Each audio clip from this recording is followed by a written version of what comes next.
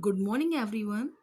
Today we are going to start chapter 2 Secularism. This chapter we have taken from class 8th Civics.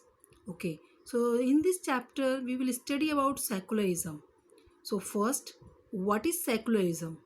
Secularism refers to the separation of religion from the state. In our country, India adopted a strategy of separating the power of religion and the power of the state. The Indian Constitution allows individual the freedom to live by their religious beliefs and practice it. Okay, so secularism means we will see that all have the freedom to live by their religious beliefs and democratic governments. We know that our country is a democratic country. So in our country means democratic governments that are dominant in the world scenario believe that the freedom to follow one's own religion gives equal rights and justice to its citizens. Okay, so most of the world societies believes that secularism also leads to the economic development of a country, and we will see that a secular country means a secular country does not have any official religion, and they stay away from making laws and that are influenced by religion. Okay, now we will see that our second point is that why is it important to separate religion from the state? Okay, so in this point we will see that the separation of the state and religion in democratic societies is important because of the following reason.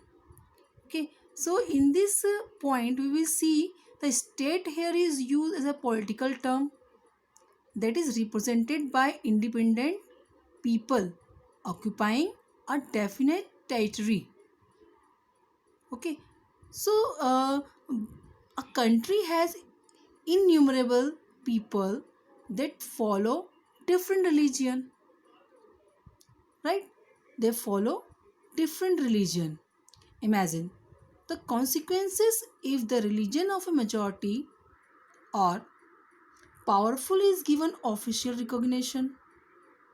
Religion is a powerful force that has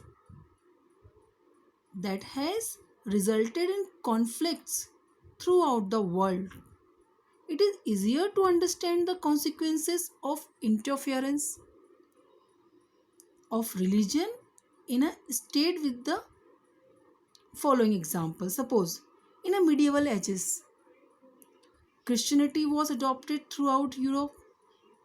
Okay, so it became most important for the church to protect the religion and their center of faith in the city of Jerusalem. Okay, so if we will see these are the following reason that first we will see that it helps a country to function democratically. Okay, second we will see that the tyranny of the majority and the violation of the fundamental rights can be very harmful to the people belonging to the minority. So it protects people from any type of religious violence. Okay, next point we will see that it protects the freedom of individuals to exit from their religion, embrace another religions. Okay, so it gives people the freedom to interpret religious teachings differently. Okay, thank you, children.